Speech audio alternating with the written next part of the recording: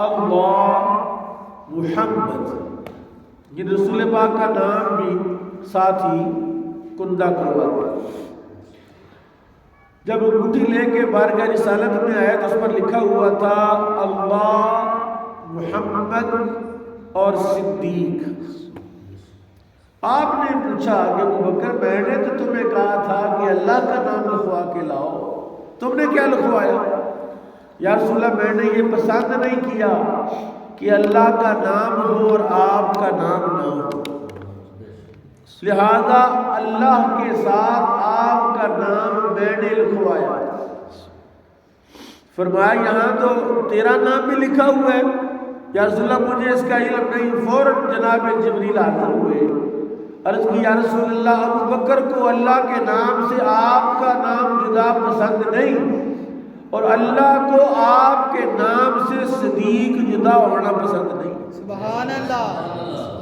یعنی اللہ کے ساتھ، رسول اللہ کے ساتھ اور سیدنا صدیق اکبر کے ساتھ اللہ کی رحمت اس طرح ہے، اس انداز میں ہے کہ جناب سیدنا صدیق اکبر رضی اللہ تعالی عنہ آپ مقبول رسالت اس انداز سے ہوئے کہ نہ زمین رہی، نہ آسمان رہا، نہ لوح محفوظ رہا، نہ کرسی رہی، کائنات میں ہر جگہ پر جہاں میرے آقا امام الانبیاء ہے وہاں شان یہ سنین ابوبکر صدیق ہے۔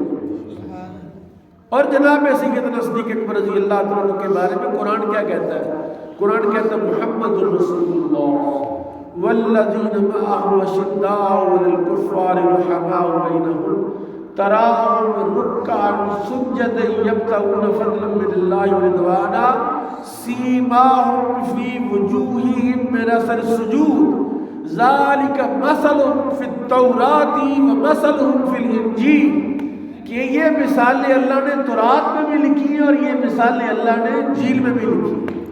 یہی وجہ ہے کہ جناب سیدنا صدیق اکبر رضی اللہ تعالیٰ عنہ جب سفر تجارت پر تھے اور پیچھے سے رسول اللہ نے اعلان نبوت کیا تو ایک راہب نے جناب صدیق اکبر کو پہچان لیا اور اس نے کہا کہ آپ کا نام کیا ہے اور آپ کہاں سے آئے؟ آپ نے بتایا کہ میں قریشی ہوں، مکے سے آیا ہوں اور قریش کے خاندان سے میرا تعلق ہے۔ تو جناب صدیق اکبر کو اس نے پوچھا کہ اگر آپ مجھے اپنے پیٹ سے کپڑا ہٹا کے دکھائیں تو پھر میں آپ کو کوئی ایسی بات بتاؤں گا۔ آپ نے کہا کہ میرے پیٹ سے کپڑا کیوں اٹھائے؟ تو کون ہوتا ہے؟ اس نے کہا نہیں میں دیکھنا چاہتا، میں نے تو رات میں لکھا ہوا وہ آثار ہے، باقی ساری نشانیاں تو آپ میں موجود ہیں، وہ ایک نشانی رہ گئی کہ اگر آپ کی ناف کے قریب تل ہوا تو پھر آپ ہی وہ ہستی اور شخصیت ہے جو یار غار مصطفیٰ ہے، سبحان اللہ، جو خلیفہ رسول ہے اور جن کو اللہ نے پیدا ہی رسول اللہ کے لیے کیا ہے۔ کہ جب کپڑا ہٹایا تو وہ تل موجود تھا، اس نے کہا تجارت چھوڑو، یہ مال فروخت کرو اور فوراً مکے پہنچو، کیونکہ وہاں نبی آخر الزمان اعلان نبوت کر دیا، ان پر ایمان لے آؤ۔ اور حضرت صدیق اکبر وہاں سے جلدی واپس آئے۔ جب مکے پہنچے تو پتہ چلا کہ یہاں رسول اللہ نے اعلان نبوت کیا ہے۔ جب اس بات کا علم ہوا، اس بات کا پتہ چلا تو حضرت صدیق اکبر نے رسول اللہ کی خدمت میں حاضر عرض کیا رسول اللہ آپ اللہ کے رسول ہیں، کیا دلیل ہے؟ فرمایا اس راہب کی گواہی کافی نہیں تھی۔ وہ جو راہب تجھے ملا تھا اس نے جو میرے بارے میں بتایا یہ کافی نہیں ہے۔ یہ وہ صدیق اکبر ہے جنہوں نے پھر اس کے بعد اپنی زندگی میں کوئی دن ایسا نہیں چھوڑا، کوئی رات ایسی نہیں چھوڑی، کوئی سفر ایسا نہیں چھوڑا، کوئی حضر ایسا نہیں چھوڑا کہ جب وہ رسول اللہ کے ساتھ موجود نہ ہو۔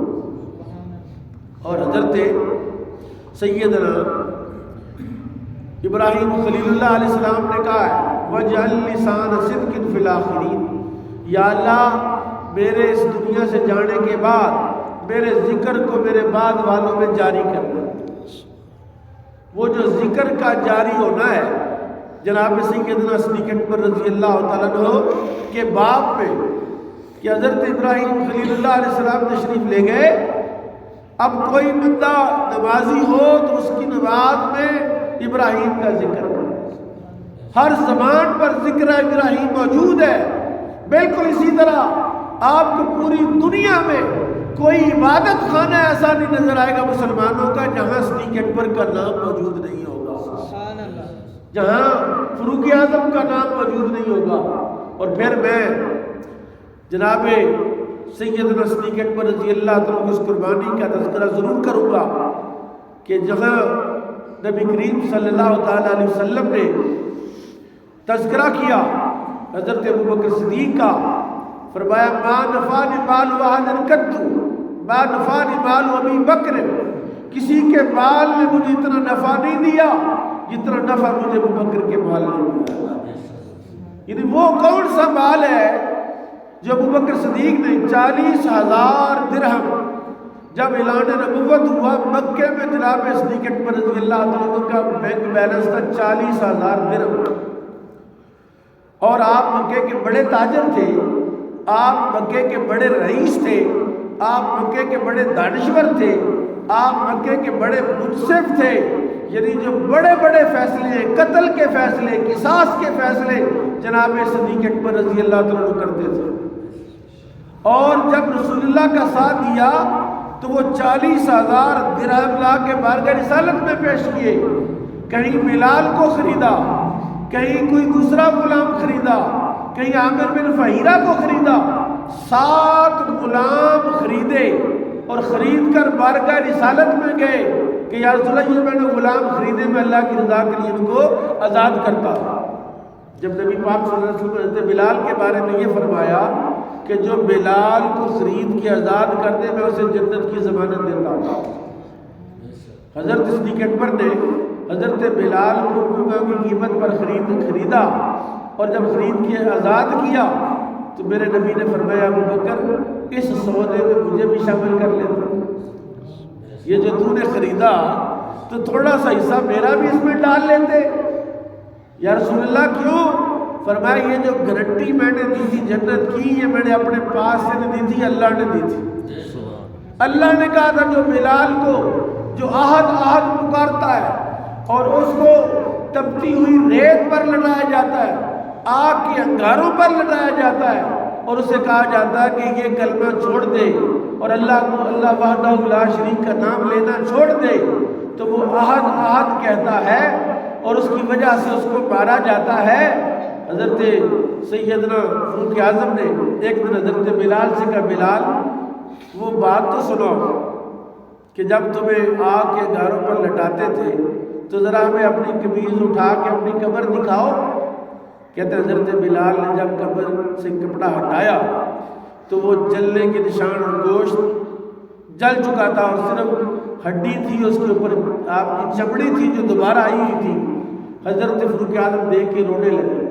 حضرت بلال نے جو بات کہی اس نے کہا اے عمر اس وقت سے اللہ نے مجھے عبادت کی توفیق دی ہے لیکن جو مزہ اس وقت اللہ اللہ کہنے کا تھا اس کے بعد نہیں آیا ہے.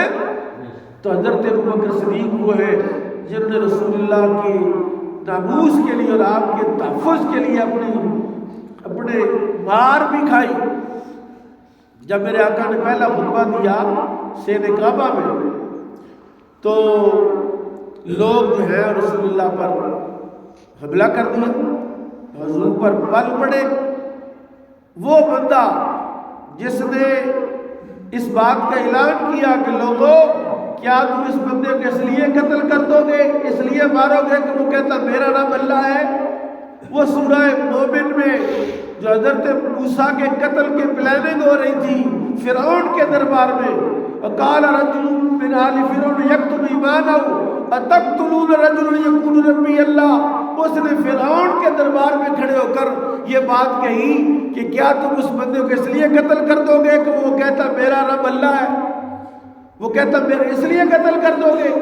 تو وہ جو اس مومن آل فرعون اور مومن موسیٰ کا جو کردار ہے امت مصطفیٰ میں وہ اگر کسی نے نبھایا تو وہ ابو بکر صدیق ہے، جنہوں نے رسول اللہ کو ان سے چھڑایا اور اپنا آپ آگے کیا، اور انہوں نے حضرت ابو بکر صدیق کو مارنا شروع کر دیا اور اتنا مارا کہ آپ بے ہوش ہو کے گر گئے۔ انہیں خدشہ ہوا کہ شاید یہ جہاں بحق ہو گئے، ان کو چھوڑ کے چلے گئے۔ حضرت صدیق اکبر کو جب ہوش آیا تو سب سے پہلے جو بات انہوں نے پوچھی اپنی والدہ تھے جو اس کے پاس بیٹھی تھی، جو خاندان کے قبیلے کے لوگوں سے پوچھا، بتاؤ میرے محبوب کا حال کیسا ہے، میرے نبی